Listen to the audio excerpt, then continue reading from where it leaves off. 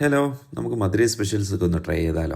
അങ്ങനെ ഞങ്ങൾ രാത്രി തന്നെ വണ്ടി തിരിച്ച് വെളുപ്പിന് തന്നെ മധുരയിലെത്തി. രാവിലെ കാപ്പി കുടിക്കാൻ വേണ്ടിയിട്ട് മധുരൈ മീനാക്ഷി അമ്മൻ കോവിലിന്റെ സൈഡിലായിട്ടുള്ള KMS അയ്യർ ടിഫിൻ സെന്ററിൽ ചെന്നെങ്കിലും ഷോപ്പ് ക്ലോസ് ആയിരുന്നു. പിന്നെ അവിടെ നിന്ന് ഒരു ചായയൊക്കെ കുടിച്ച് നമ്മൾ തൊട്ടടുത്തുള്ള ഗോപു അയ്യങ്ങാർ ടിഫിൻ സെന്ററിൽ ചെന്ന് ഓരോ നെയ് റോസ്റ്റും കഴിച്ച് അവിടുത്തെ സ്പെഷ്യൽ ജീരാ ബോളിയും കഴിച്ച് നേരെ പോയത് മധുരൈ ഫേമസ് ജിഗർദണ്ഡ കഴിക്കാനായിരുന്നു.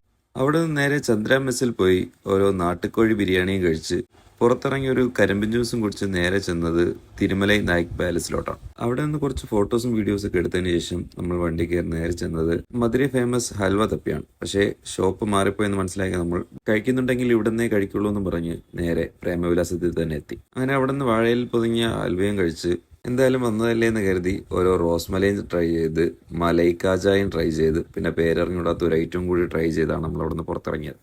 അപ്പോഴത്തേക്കും ടയർ പഞ്ചറായിരുന്നു. പിന്നെ ടയറൊക്കെ പഞ്ചർ ഒട്ടിച്ച് നമ്മൾ നേരെ ചെന്നത് മറ്റൊരു മധുരൈ ഫേമസ് ഐറ്റം ആയ ബട്ടർ ബണ്ണ് കഴിക്കാൻ വേണ്ടിയിട്ടായിരുന്നു.